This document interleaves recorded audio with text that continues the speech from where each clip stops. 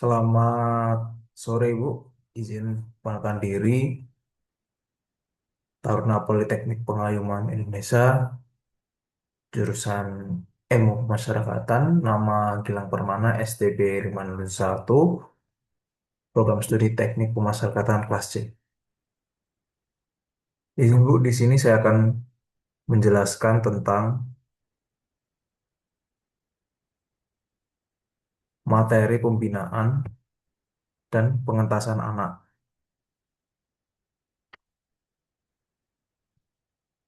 Implementasi rehabilitasi anak, perjalanan anak-anak di penjara.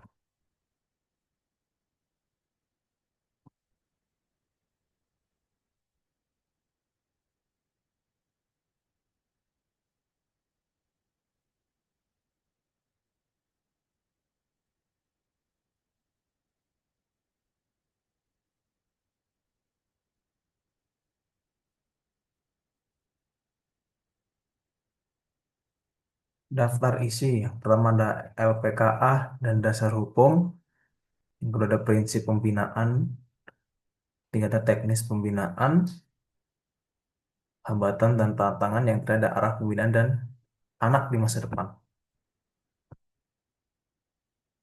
LPKA yaitu Lembaga Pemasyarakatan Remaja berdasarkan hukum SPA,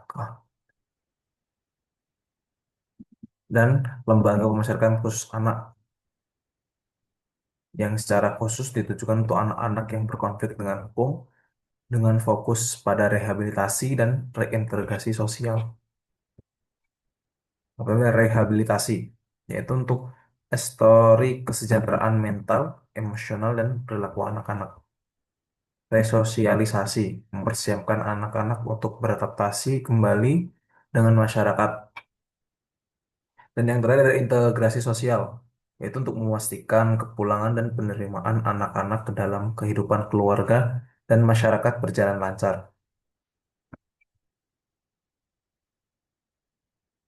Dasar hukum rehabilitasi anak yaitu Undang-Undang Nomor 11 Tahun 2012 tentang Sistem Peradilan Pidana Anak, Peraturan Menteri Hukum dan Hak Asasi Manusia Nomor 18 Tahun 2015. Di sini yang pertama Anda mendengarkan, yaitu dengan cara anak itu mendengarkan tentang edukasi, dan yang kedua ada berbicara. Kita sebagai petugas harus berbicara tentang mengedukasi anak. Dan yang ketiga ada membaca, yaitu untuk membaca tentang hal-hal edukasi yang berguna untuk anak tersebut yang ada pendidikan. Mengembangkan keterampilan mendengar, mengembangkan kemampuan mendengarkan dapat dilakukan dengan beberapa cara, ya itu yang termasuk yang pertama ada mendengarkan podcast bahasa Inggris seperti kita lihat di YouTube maupun Spotify, menggunakan buku audio dan aplikasi bahasa dengan fokus audio. Terus ada meningkatkan keterampilan berbicara. Cara meningkatkan kemampuan berbicara dalam bahasa Inggris dapat dilakukan melalui hal-hal berikut, yaitu dengan bergabung dengan klub berbicara seperti English Club dan yang lainnya, melakukan latihan percakapan seperti melakukan kegiatan, melakukan obrolan sehari-hari tapi menggunakan bahasa Inggris. Kemudian ada ikuti program pertukaran bahasa. Selanjutnya ada menguasai kemampuan membaca dan menulis. Cara menguasai keterampilan membaca dan menulis dalam belajar bahasa Inggris dapat dilakukan dengan hal berikut. Membaca berbagai materi seperti buku, artikel, dan berita untuk memperkaya pemahaman dan kosakata. Yang kemudian ada latihan menulis. eh Latihan menulis seperti membuat jurnal harian atau esai pendek maupun diari kegiatan sehari-hari untuk meningkatkan kemampuan menulis. Contoh program dan contoh program pembinaan dan pengentasan anak. Di sini saya akan mencontohkan hasil program yaitu Anak Hebat, Gadget Selamat, Edukasi Digital untuk Generasi Masa Depan. Perkembangan teknologi digital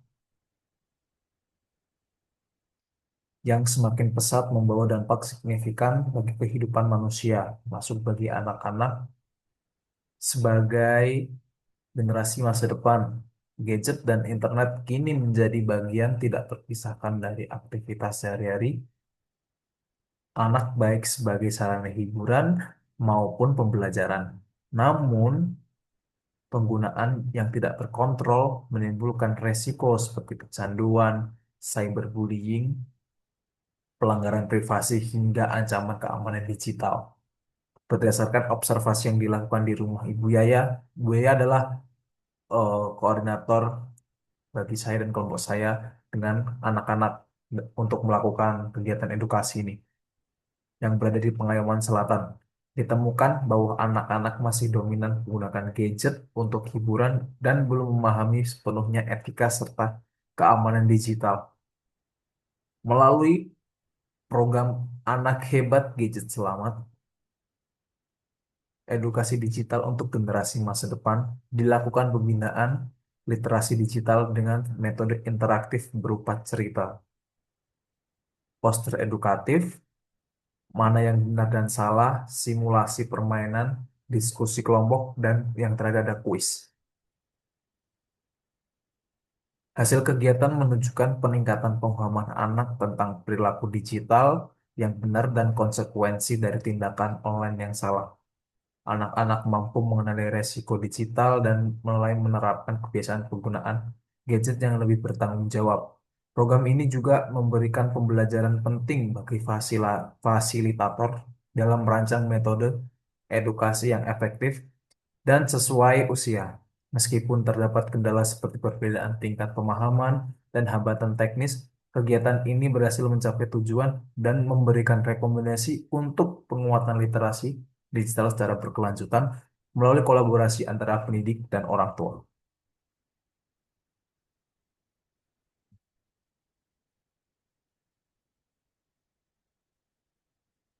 Saya akan membahas hasil dan pembahasan dari program saya itu berdasarkan hasil observasi di rumah Ibu Yaya, Pengalaman Selatan, kondisi lingkungan anak cukup mendukung pelaksanaan pembelajaran digital.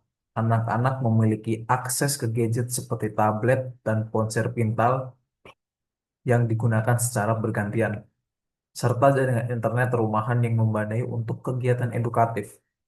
Ibu Yaya sebagai pengasuh bersama fasilitator aktif membimbing anak dalam penggunaan teknologi selama sesi pembinaan berlangsung. Namun ditemukan bahwa anak-anak masih cenderung memanfaatkan gadget lebih banyak untuk hiburan seperti bermain game atau menonton video daripada kegiatan yang bersifat edukatif. Interaksi antar anak di rumah tersebut juga masih lebih banyak berlangsung secara verbal dan bermain langsung sementara tingkat literasi digital mereka masih terbatas, terutama dalam hal etika penggunaan internet dan keamanan digital. Hal ini menunjukkan perlunya pendampingan lebih intensif untuk membentuk kebiasaan digital yang sehat dan bertanggung jawab. Berdasarkan pengamatan dan diskusi dengan anak-anak, beberapa masalah dan kebutuhan yang muncul antara lain hasil observasi menunjukkan bahwa terjadi berbagai perilaku digital yang beresiko dilakukan oleh anak-anak. Beberapa di antaranya adalah kebiasaan membuat akun palsu atau fake account untuk mengejek teman yang tanpa mereka sadari dapat menyakiti perasaan orang lain dan memicu konflik sosial. Selain itu, anak-anak juga kerap mengunggah foto teman-teman meminta izin terlebih dahulu. Tindakan ini dianggap tidak sopan dan menimbulkan masalah privasi, terutama ketika foto tersebut tersebar luas. Di sisi lain, anak-anak seringkali tergoda untuk mengklik tautan hadiah game yang muncul di internet. Mereka belum memahami bahwa link tersebut bisa jadi berisi virus atau malware yang dapat merusak gadget. Situasi serupa juga terlibat pada kebiasaan beberapa anak yang melakukan top up game menggunakan ponsel orang tua tanpa izin, sehingga menimbulkan potensi konflik dan masalah kepercayaan di lingkungan keluarga. Dan selain itu ditemukan pula perilaku mengirim ancaman yang dianggap sebagai candaan kepada teman. Meskipun dimaksudkan untuk bercanda, tindakan ini tetap dapat menimbulkan ketakutan, rasa tidak nyaman, bahkan trauma bagi penerimanya. Keseluruhan temuan ini menunjukkan pentingnya pembinaan literasi digital bagi anak-anak agar mereka mampu menggunakan teknologi secara bijak, bertanggung jawab, dan aman. Kebutuhan materi pembinaan difokuskan pada penguatan pemahaman anak-anak mengenai penggunaan gadget yang bertanggung jawab. Salah satu aspek utama adalah edukasi tentang etika digital, di mana anak-anak diperkenalkan pada perbedaan antara tindakan yang besar dan salah saat beraktivitas di dunia maya. Mereka diajak memahami bagaimana bersikap sopan, menghargai privasi, serta menggunakan gadget sesuai aturan. Selain itu, anak-anak diberikan pemahaman mengenai dampak dari setiap tindakan online mereka, baik bagi diri mereka sendiri maupun orang lain. Mereka belajar bahwa perilaku digital yang tidak bijak dapat menimbulkan perasaan takut, sedih, atau marah pada orang lain, dan bahkan memicu konflik yang lebih besar. Pembinaan juga mencakup panduan keamanan digital seperti menghindari tautan mencurigakan yang dapat membawa virus, mengenali bentuk penipuan online, serta menggunakan gadget hanya dengan izin orang tua. Pengetahuan ini penting agar anak-anak mampu melindungi diri dari resiko yang sering muncul di dunia digital, seperti materi disampaikan melalui kegiatan interaktif, sehingga anak-anak tidak hanya mendengar penjelasan, tetapi juga mempraktikkannya secara langsung.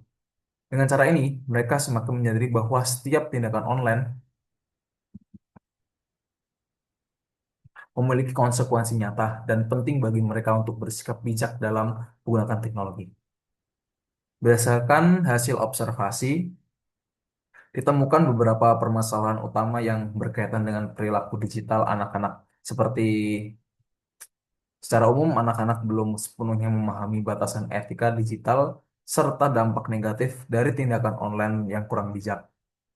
Pemahaman mengenai keamanan gadget dan penggunaan internet yang aman juga masih terbatas, sebagai yang besar aktivitas digital yang mereka lakukan berfokus pada hiburan seperti bermain game atau menonton video, sehingga meningkatkan resiko terjadinya bullying digital, pelanggaran privasi maupun konflik dalam lingkungan keluarga. Temuan-temuan ini memiliki keterkaitan erat dengan penggunaan poster edukatif, mana yang benar dan salah. Selama kegiatan pembinaan, poster tersebut berfungsi sebagai alat bantu visual untuk menjelaskan kepada anak-anak mengenai perilaku digital yang tepat dan yang seharusnya dihindari. Misalnya, tindakan membuat akun palsu untuk mengejek teman dijelaskan sebagai perilaku yang menyakiti hati orang lain. Dan observasi menunjukkan bahwa beberapa anak pernah melakukannya. Begitu pula dengan kebiasaan mengunggah foto teman tanpa izin, yang sering terjadi dan dianggap biasa, padahal poster menegaskan bahwa tindakan tersebut merupakan bentuk pelanggaran privasi. Poster juga menyoroti bahaya mengklik link hadiah game yang dapat menyebabkan perangkat terkena virus, sebuah kebiasaan yang masih mudah mempengaruhi anak-anak. Selain itu, fenomena melakukan top up menggunakan ponsel orang tua tanpa izin menjadi contoh nyata tindakan yang dapat menimbulkan masalah kepercayaan dalam keluarga. Beberapa anak juga menganggap ancaman bercanda ini sebagai hal yang tidak berbahaya. Padahal, poster menegaskan bahwa tindakan tersebut tetap menakutkan dan dapat menimbulkan trauma bagi teman. Melalui penjelasan visual dalam poster, anak-anak semakin memahami bahwa tindakan digital yang salah dapat menyebabkan orang lain merasa sedih, takut, atau marah, dan bahkan memicu konflik yang berkepanjangan.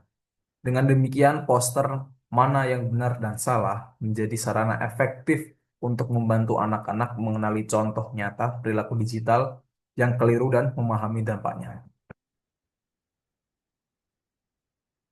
sekaligus mendukung tujuan pembinaan untuk membentuk generasi yang hebat dan aman dalam gadget.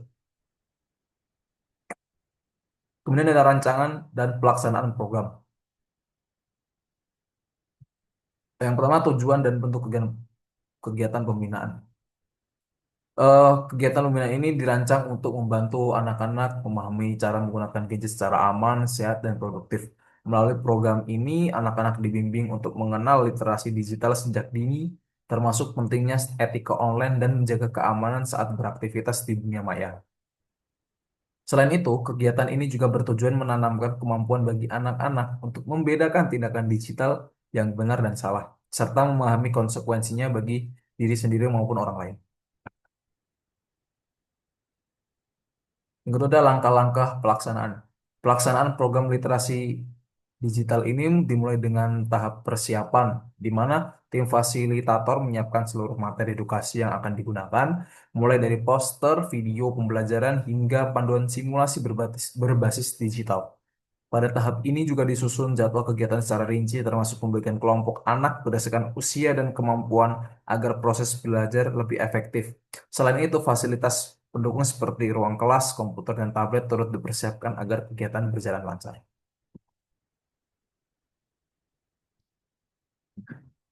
Kemudian ada evaluasi dan refleksi, yaitu yang pertama capaian dan respon anak. Pelaksanaan kegiatan edukasi digital, anak hebat gadget selamat, edukasi digital untuk generasi masa depan menunjukkan capaian yang cukup positif. Berdasarkan observasi dan dokumentasi, mayoritas anak mampu mengenali tindakan digital yang benar dan salah. Seperti memahami bahwa mengirim ancaman bercanda, tetap salah atau tidak boleh mengunggah foto teman tanpa izin. Anak-anak juga aktif berpartisipasi dalam simulasi, permainan interaktif, dan diskusi kelompok menunjukkan antusiasme tinggi ketika membahas contoh kasus nyata seperti dampak dari tindakan digital yang salah.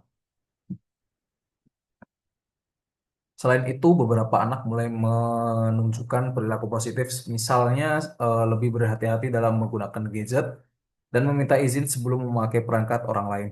Dan respon anak terhadap poster edukatif, mana yang benar dan salah, sangat baik. Poster tersebut membantu mereka mengingatkan konsekuensi tindakan digital yang salah dan benar mengingat visual yang efektif. Anak-anak merasa senang dengan metode pembelajaran yang interaktif dan berbasis permainan, dan mengaku akan lebih berhati-hati saat menggunakan gadget di rumah maupun di sekolah. Yang kedua ada kendala dan solusi. Selama pelaksanaan program, beberapa kendala muncul. Pertama, perbedaan tingkat pemahaman anak terhadap literasi digital yang menyebabkan sebagian anak masih kesulitan memahami dampak tindakan online tersebut. Yang kedua ada keterbatasan waktu membuat beberapa sesi diskusi kelompok harus dipersingkat sehingga anak-anak belum sepenuhnya dapat mengeksplorasi materi. Dan yang ketiga ada gangguan teknis pada perangkat tablet atau komputer sempat menghambat jalannya simulasi interaktif.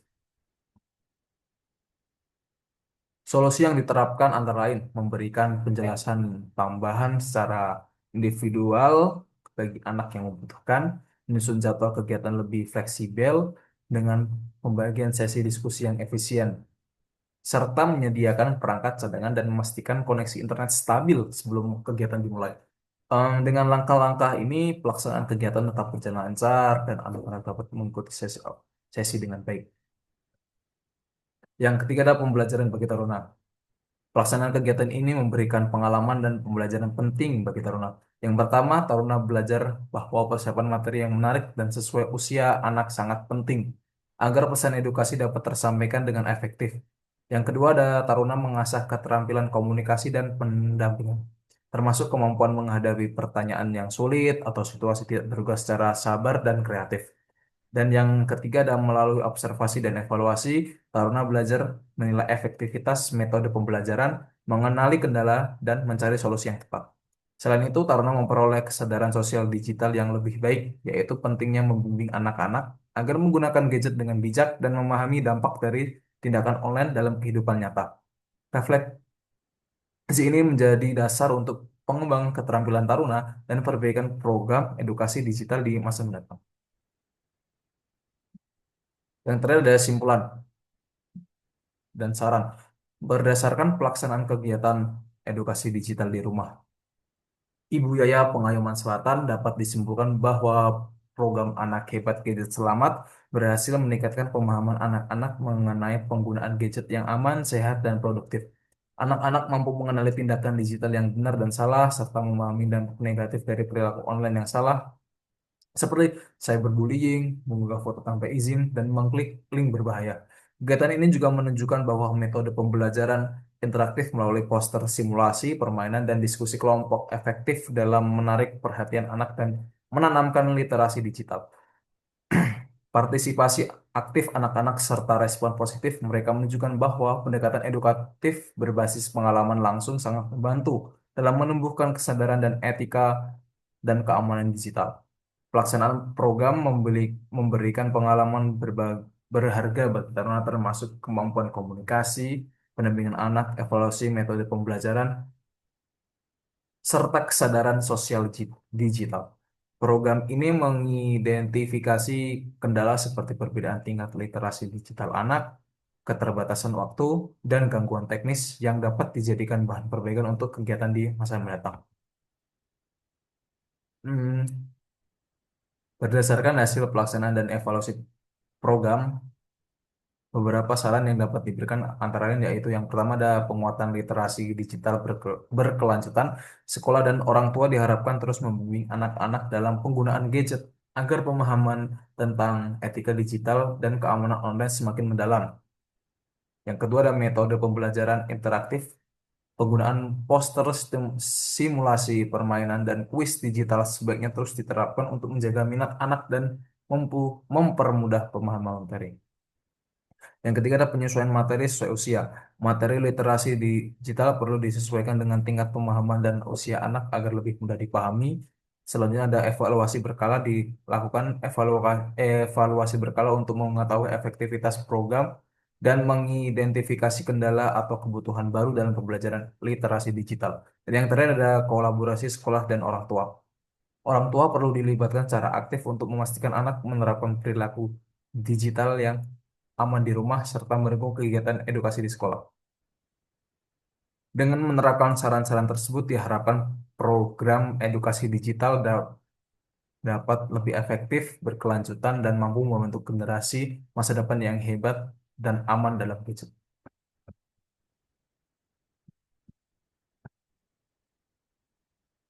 Di sini Bu, izin itu pemaparan materi dan contoh program dari saya. Jika ada kesalahan, mohon dimaafkan. Selamat sore Bu, izin. Terima kasih Bu.